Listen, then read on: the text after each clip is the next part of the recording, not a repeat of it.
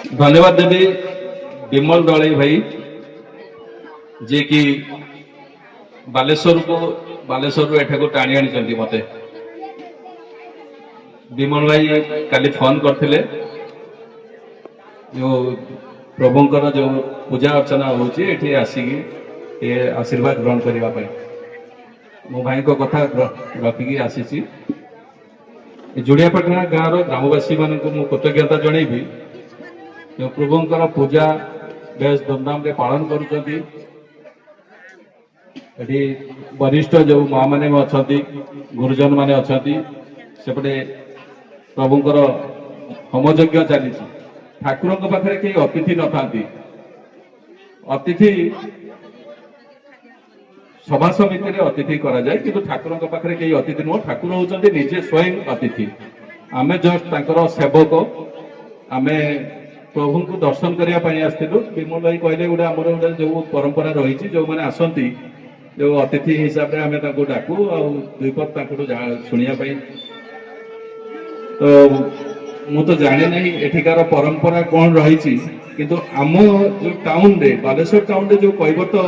भाई भौणी मैंने अच्छा आम से साई अच्छी बहुत गुड़िया साई अच्छी पात्रपड़ा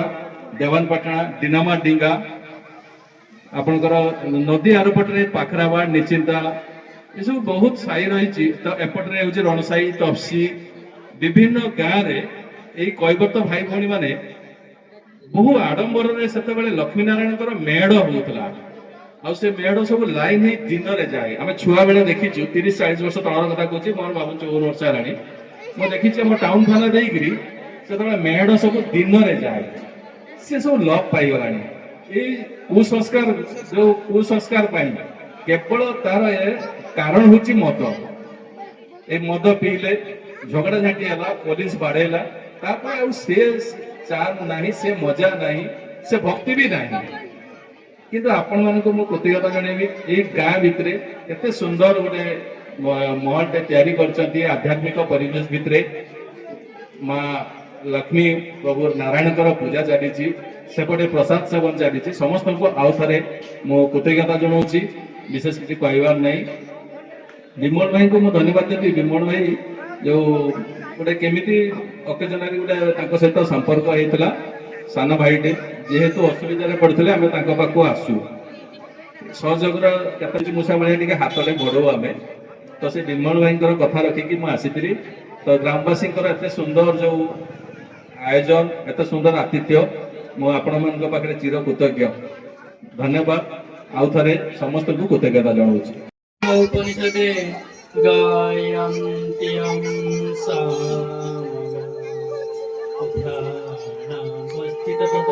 मनसा पश्यन्त्यं यागिना देवाय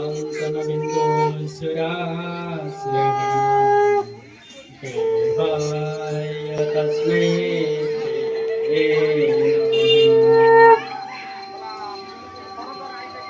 उपस्थित समस्त मौसा मौसी भाई भौणी छोट बड़ पिला समस्त को प्रणाम एवं आज जो केउट पूर्णिम पूजा चली तो ताकू सादरे ग्रहण करुच्ची एवं विमल भाई द्वारा जो आज मत अतिथि हिसाब से डाकी अतिथि कहले हेबनी आम समस्त भगवान सेवक तो से सेवक हिसाब से मत कही आसबे आमको किसी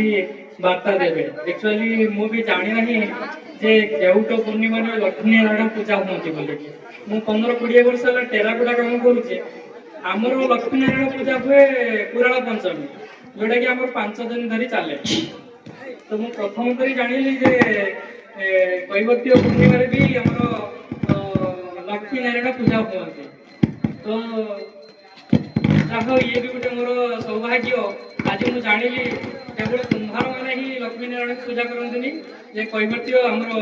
भाई मैंने भी पूजा करते तो टी सूचना देवी जे आमर विमल भाई द्वारा मुझे परिचित हेली तो तांको द्वारा मु बहुत बड़े पुरस्कृत भी होती और परिचित भी पाई जो सोशल मीडिया अच्छी तो प्रथमे आम घर को कलेक्टर आसते 30-40 जन स्त्री लोक रोजगार करूँ तो न्यूज करने जड़े भाई आम खबर देते कौन मीडिया को जान नी तो सी मोर प्रथम जी कि सुदर्शन चक्रवर्ती आम घर को आसते कलेक्टर सारे तो ये प्रथम न्यूज करते तो से भाइराल है धीरे धीरे धीरे धीरे लोक मान प्रचार आसली तो रोजगार धीरे धीरे बढ़ला तो समस्त लोचन को आसला भाई भी बहुत मोर जो भी जाए मो भाई को न्यूज पठाए तो द्वारा मुझे बहुत भल भी रोजगार करें लोक मैंने बहुत दूर दूर जानते मुझे भल दी पैसा रोजगार करुँच